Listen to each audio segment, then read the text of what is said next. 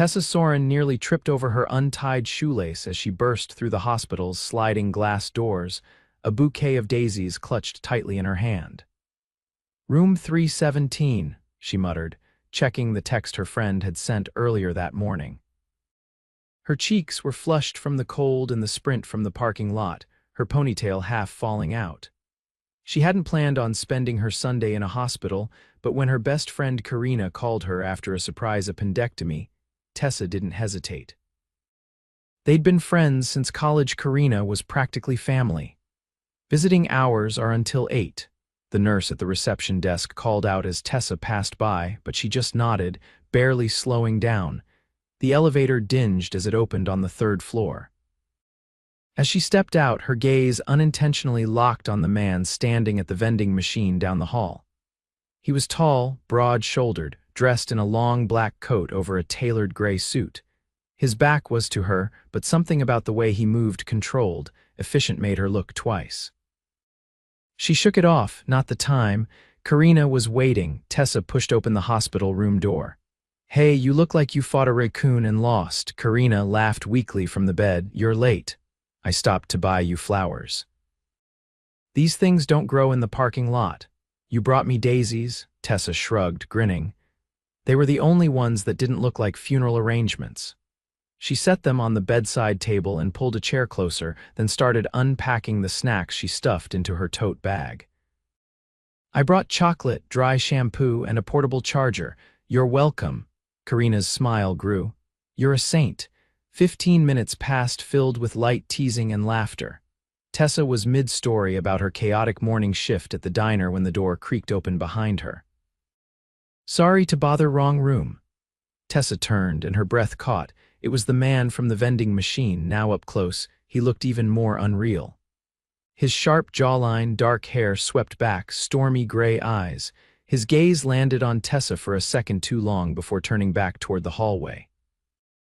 "No worries," Tessa said quickly, blinking. "Third room on the left," Karina offered, pointing. "Thanks." His voice was low, smooth, but there was something distracted in the way he lingered on Tessa before nodding and stepping out. The door clicked shut. Karina raised an eyebrow. "Whoa, what? You didn't see the way he looked at you? I felt the electricity from here." Tessa rolled her eyes. "He was just confused," Karina smirked. "Sure he was." 3 doors down, Sterling Thorne leaned against the wall outside his godmother's hospital room, staring at the floor. He hadn't meant to walk into the wrong room, but then again, he hadn't expected to see her. That girl. Messy ponytail, jeans, oversized sweater, laughing like she hadn't a care in the world. Most people in hospitals looked like shadows. She looked like sunlight. He ran a hand across his face. He was here for one reason, to visit his godmother, Margaret, who'd raised him after his parents passed. He didn't have time for distractions, especially not ones with bright green eyes and sarcastic smiles. Still, he found his thoughts drifting back to her. The next day, Tessa returned to the hospital with a small journal for Karina. She was just about to knock on the door when she heard loud coughing from the room across the hall.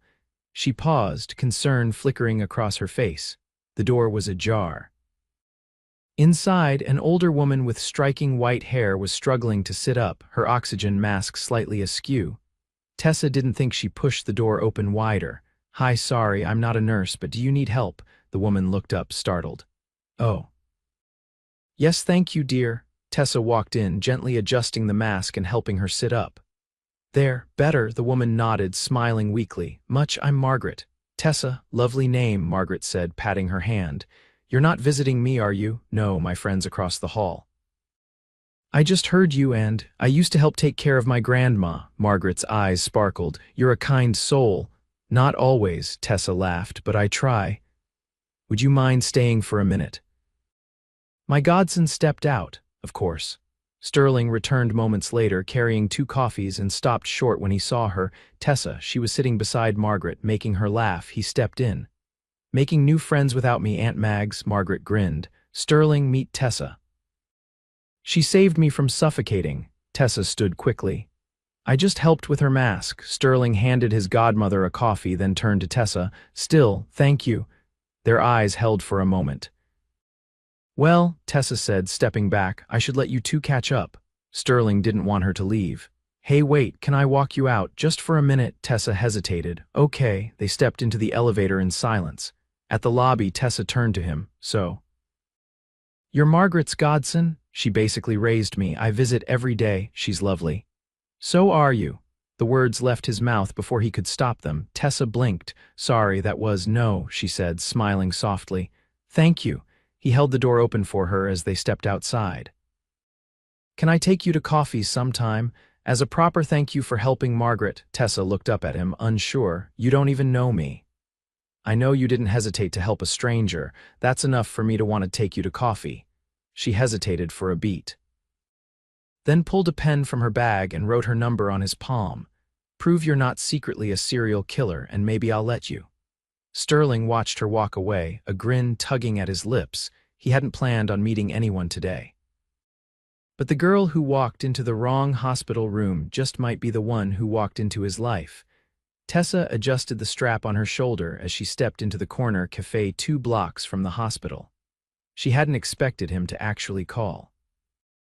Honestly, she figured guys like him all expensive wool and watch you don't trip charm didn't bother following up. But Sterling had remembered exactly what she'd said and suggested a place she'd mentioned liking. That alone had thrown her off. She scanned the room. He was already there. He stood when he saw her, his coat draped over the back of the chair, sleeves of his navy sweater pushed to his elbows. He looked less like someone who owned a boardroom and more like someone who read novels in the park and made his own coffee in the morning.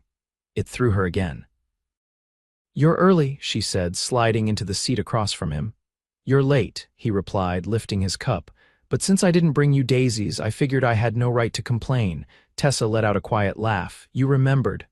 I remember things that matter. Their drinks arrived.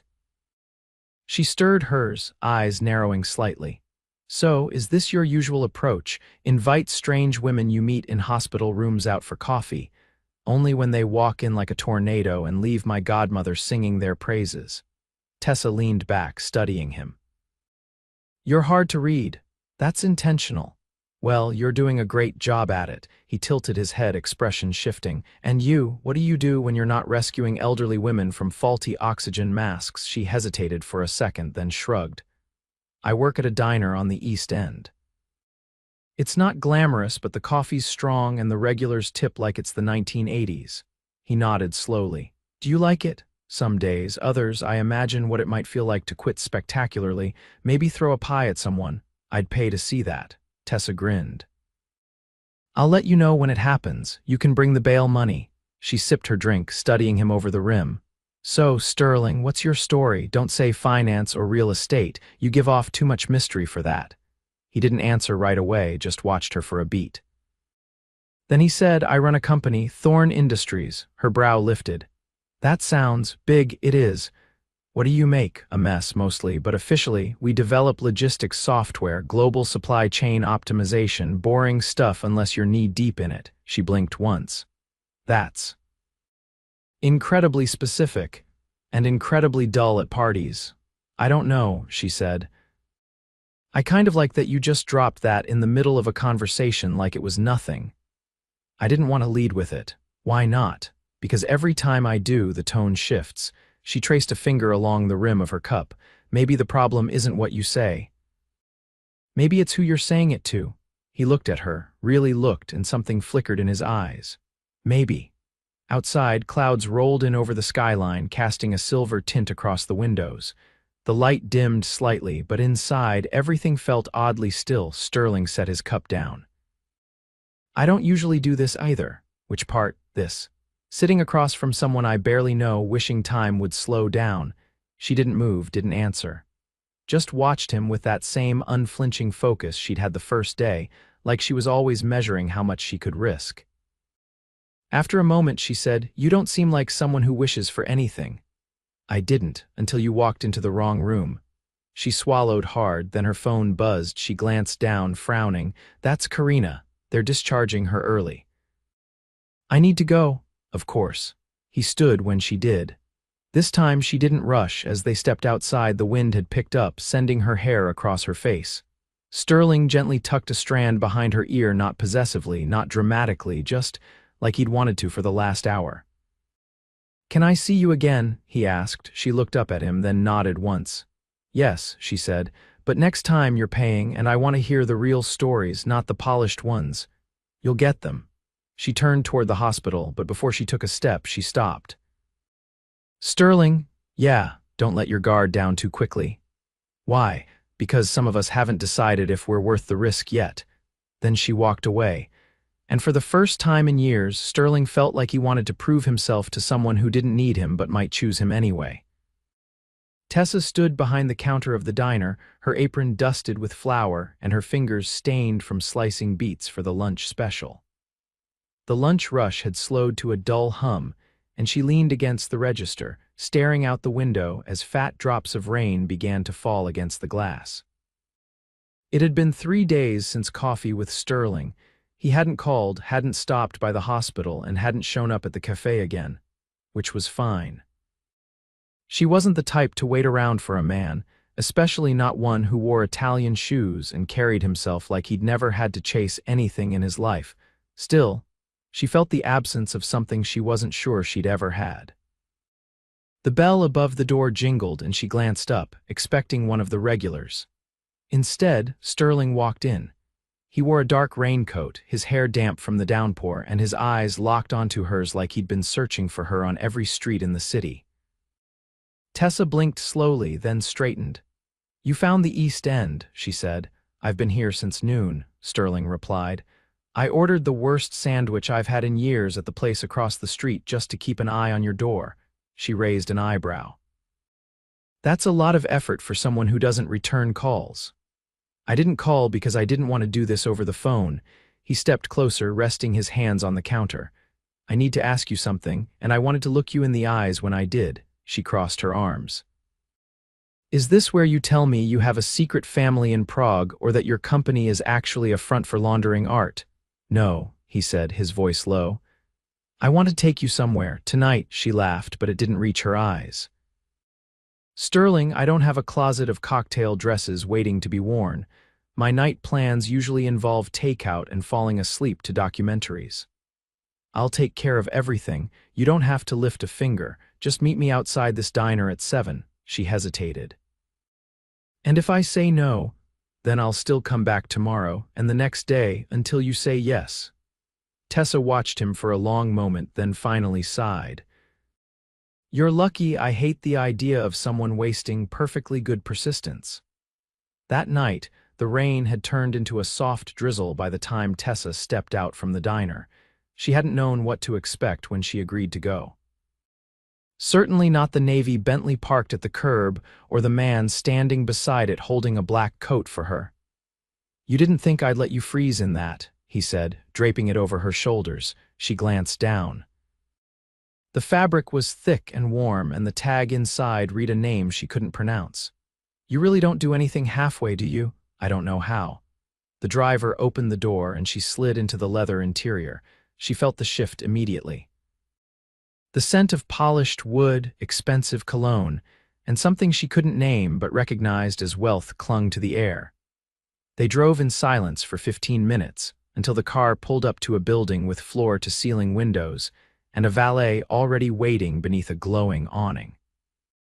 Tessa stepped out slowly. "You brought me to a private gallery," he nodded. "It's closed to the public on Mondays. I made arrangements." She stopped walking. "Sterling, this is a lot, I know. I thought maybe dinner, not having a museum to ourselves. I didn't want to just talk. I wanted you to see something that matters to me." He led her inside, past a foyer of slate and brushed copper. The gallery walls were lined with abstract pieces full of steel and fire, the kind of art that made you feel something before you understood it. "My mother painted," he said, motioning toward a small canvas on a side wall, "not professionally, but she loved it." Tessa stared at the painting. It was a storm of blue and gold, streaked with shards of crimson. It looked like something breaking open. "She died when I was 11, he continued. "That's the last thing she ever painted." Tessa turned to him slowly. "Why are you showing me this?" "Because I don't want to keep hiding behind polite conversation. I'm tired of meeting people who only want the parts of me that are polished. I'd rather show you the pieces that still hurt." She laid a hand lightly on the glass frame. "It's beautiful." She painted it after my father died. I never understood it until I got older. Sterling stepped closer. I've spent most of my life building walls that looked like skyscrapers, but you just walked into one of them without asking. Tessa tilted her head. And now what? Now I want to know if you're willing to stay, even if it gets messy. She looked at him carefully. I don't fall easily. I'm not asking you to fall, I'm asking you to walk with me. Just a little further. She didn't answer right away. Instead, she turned back to the painting, the silence humming between them. Finally, she said, then don't expect me to pretend this isn't terrifying.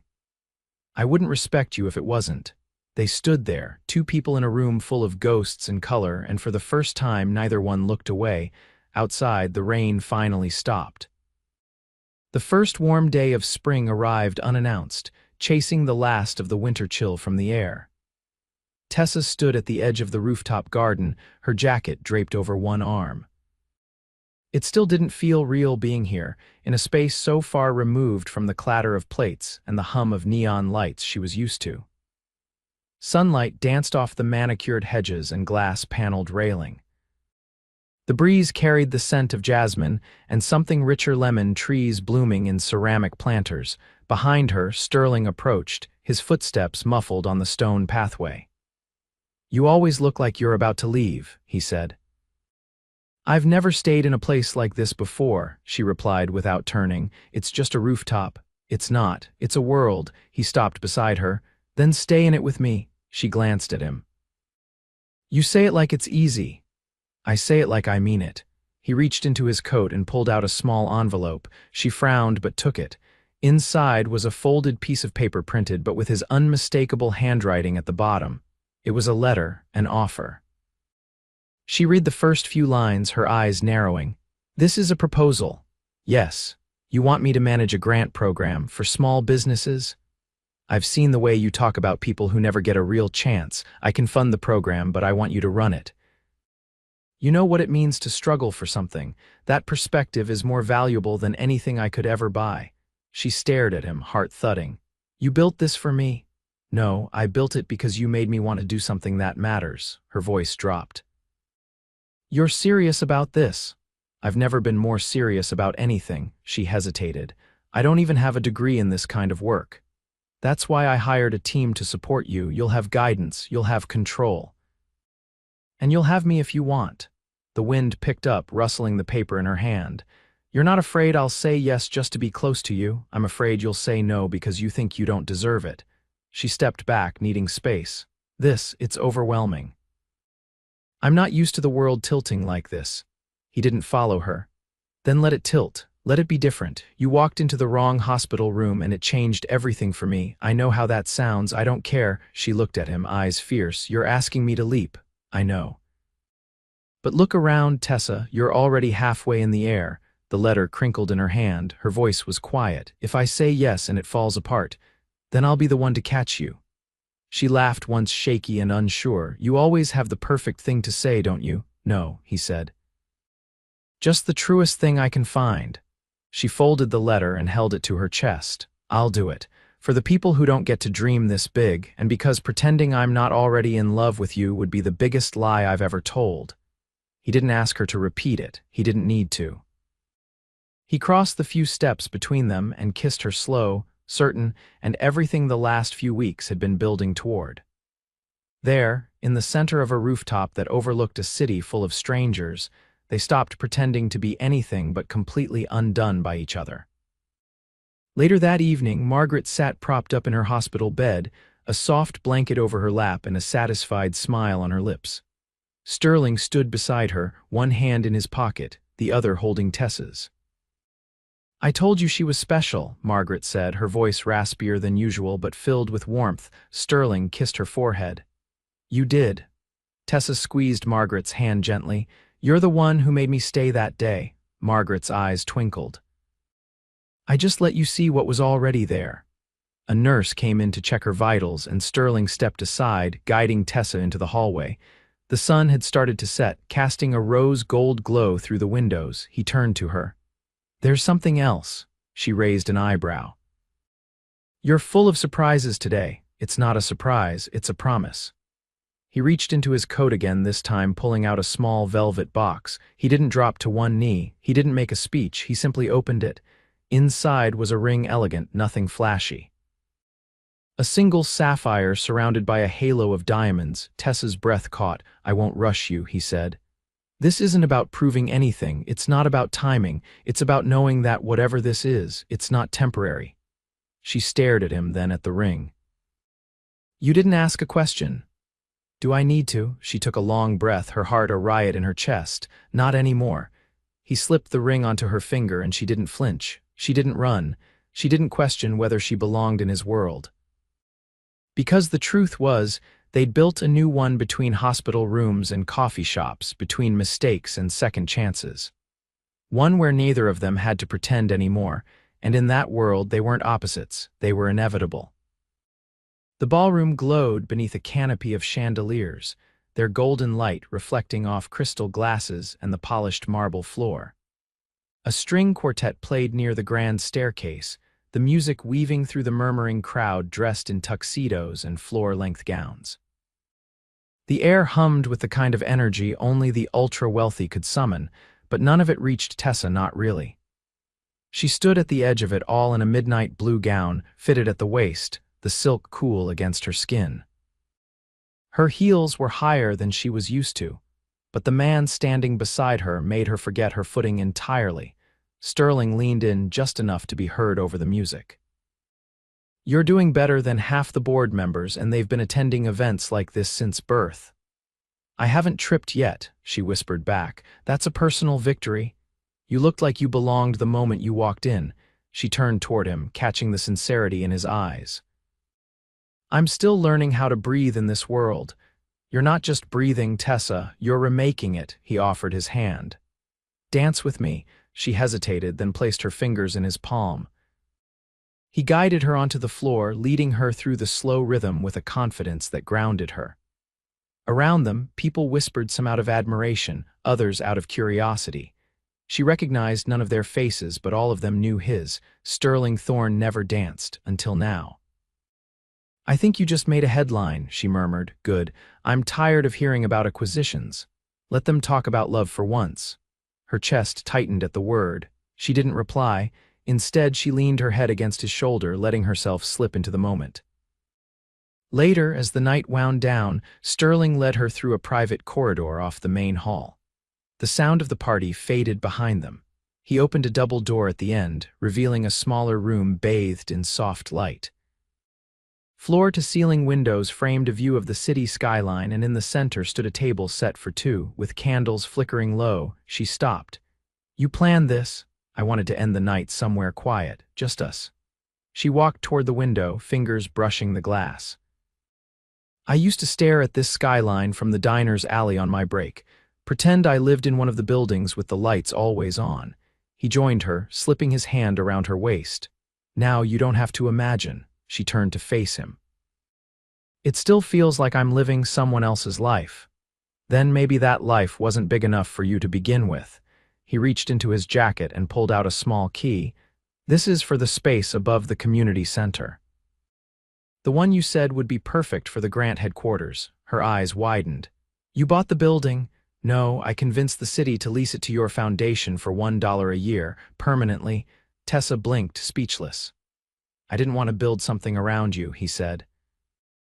"I wanted to build it with you." She stared at the key in her hand. "I don't know how to deserve this."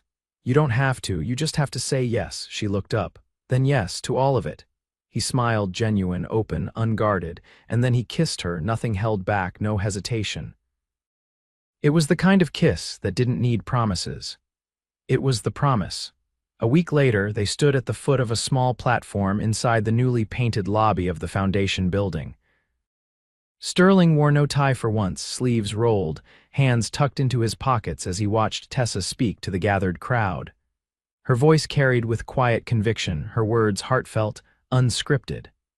She spoke of second chances, of the fierce belief that people could grow when given space to rise.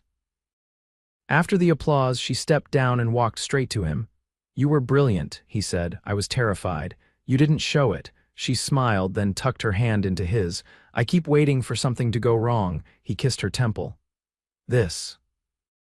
This is what happens when everything finally goes right. Months passed in the rhythm of a life they built day by day. Tessa found herself immersed in the work, interviewing applicants, launching pilot programs, watching small businesses bloom under the weight of belief and support. Sterling never hovered, never tried to shape it into his image. He simply stood beside her, proud and present. They traveled when they could, quiet places with no reception, where he cooked pasta with too much salt, and she fell asleep in hammocks with her book open. They argued sometimes about ridiculous things like how to load the dishwasher or whether jazz was music or chaos, but they always came back to laughter. On a quiet morning in late autumn, they stood on the balcony of their apartment, wrapped in blankets, watching the city wake below them. The air smelled like cinnamon and wet leaves. "I want to marry you somewhere no one knows us," Sterling said, his voice low. She turned to him. "You do? I want it to be ours, not a spectacle, not a headline." Her heart softened. "Then let's go," and they did. In a small village on the Amalfi coast, beneath a grove of olive trees and the fading blush of a Mediterranean sunset, they exchanged vows written in private. There were no photographers, no press. Just a handful of people who loved them, the scent of lemon blossoms, and a string quartet that played only for them. They danced barefoot on ancient stone, laughed until they cried, and kissed as if the world had narrowed down to just the two of them. And in every day that followed, through quiet breakfasts, new ventures, unexpected joys, and the softness of steady love, they chose each other again and again, not because they had to, but because it had always been inevitable.